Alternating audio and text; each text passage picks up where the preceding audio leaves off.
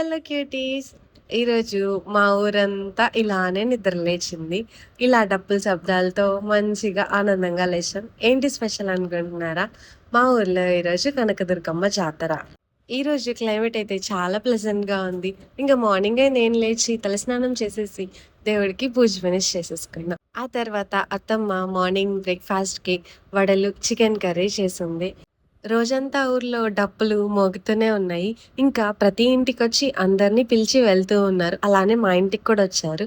ఆ తర్వాత మేము దేవుడికి నైవేద్యం అవి పెట్టుకున్నాము. మా పెదమామయ్య వెళ్ళే వాళ్ళని పిలిచి మరీ ఇంటికి తీసుకొచ్చి డాన్స్ వేస్తున్నారు.